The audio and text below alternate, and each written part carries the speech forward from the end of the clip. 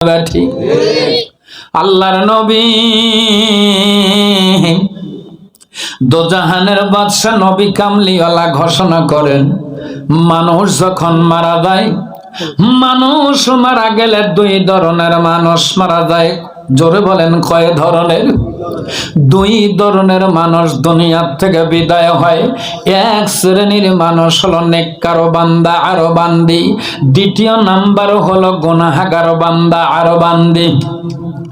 নেককার বান্দা বান্দি যদি দুনিয়ার থেকে বিদায় হয়ে যায়, নেককার বান্দা বান্দি দুনিয়ার থেকে বিদায় হয়ে গেলে তাকে যখন কবরে নিয়ে রাখা হয়, কবরে নিয়ে যখন মাটি চাপা দেওয়া হয়, মাটি চাপা দেওয়ার সঙ্গে সঙ্গে ওই মানুষটার কাছে দুই ধরনের ফেরেশতা, দুই ফেরেশতা এসে হাজিরি হয়ে যায়। মুনকার নাকির দুইজন ফেরেশতা এসে হাজিরি হয়ে ডাক দিয়ে বলেন, ও আল্লাহর বান্দা বান্দি, ঘুমায় পড়াছো নাকি জাগনা হও? তাড়াতাড়ি বলো তেরা রব কোন হে? তাড়াতাড়ি জবাব দাও, আমার রব্বুকা, তোমার রব কে? আল্লাহর নবী ঘোষণা করেন, যদি ওই মানুষটা নেককার বান্দা আর বান্দি হয়, সঙ্গে সঙ্গে ফেরেশতার জবাব ডাঁটে দিয়ে দেয়। জবাব যখন দিয়ে দেওয়া হইল, সঙ্গে সঙ্গে আমার আপনার নবী আখিরি জামানার পয়গম্বর দোজাহানের বাদশা নবী কামলিওয়ালা আল্লাহকে ডাক দিয়া বলেন, আল্লাহ, তোমার বান্দা বান্দি আমার উম্মতের বেটা বেটি যথাযথ জবাব দিয়েছেন, এই জন্য তোমার ফেরেশতাকে জানাইয়া দাও, তোমার ফেরেশতারা যেন আর তোমার এই বান্দা বান্দি আমার উম্মতের বেটা বিটিকে যেন কোন রকমের ডিস্টার্ব না করে। জান্নাত থেকে পোশাক নিয়ে আসা হোক, জান্নাত থেকে বিছানা নিয়ে আসা হোক, জান্নাত থেকে বিছানা, জান্নাত থেকে পোশাক নিয়ে আসে ওই সমস্ত বান্দা বান্দিকে পরায়া দিয়া জান্নাতের বিছানায় শোয়া দেওয়া হবে। দুলা আর দুলহানি বাসর ঘরের মধ্যে স্বামী স্ত্রী যেমন করে ঘুমায়া যায়, ওই বান্দা বান্দি কিয়ামত পর্যন্ত ঘুমায়া যাবে, এর মধ্যে কোনো ডিস্টার্ব হবে না।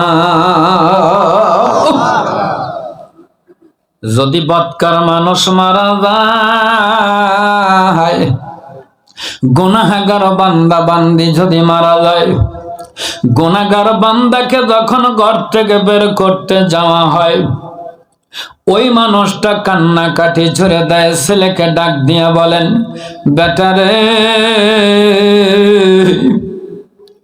আমারে কেন ঘর থেকে বের করো রে বেটা,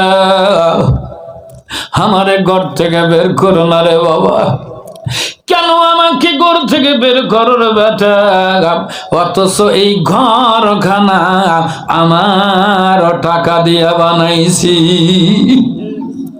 আমারে কেন ঘর থেকে বের করো? কেন তোমরা আমার জামাটা বেলেট দিয়া কেসি দিয়ে তোমরা কেটে ফালায়া দাও রে বেটা, জামাটা খুলবা না, আমারে কেন তাড়াতাড়ি গোসল করাও? যেই কাপড় দিয়ে জীবনে কোনোদিন জামা কাপড় বানাই নাই রে বেটা, ওই কাপড় দিয়ে কেন আমাকে চকলেটের মতো মরায়া দিলা? খাটের উপরে শোয়া কেন কবরের দিকে নিয়ে যাও? আমারে নিও না,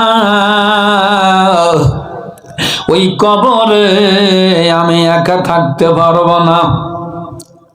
একবার নয়, দুইবার নয়, 1000 বার কান্নাকাটি করে। বলেন তো ভাই, ওই কান্নার আওয়াজ দুনিয়ার কোন মানুষ কি শুনতে পারে?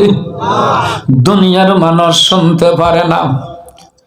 ওই মানুষটাকে যখন কবরের মধ্যে নামানো হয়, কবরে নামানোর পরে ওই মানুষটা চিন্তা করে, কত ভালোবাসার মানুষ আমি দুনিয়ায় পেলাম, কেউ নাই আমার কাছে, কেউ নাই, আমার কাছ থেকে দূরে চলে গেল।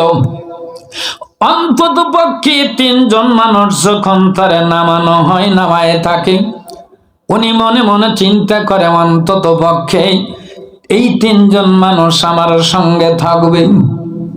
কত সময়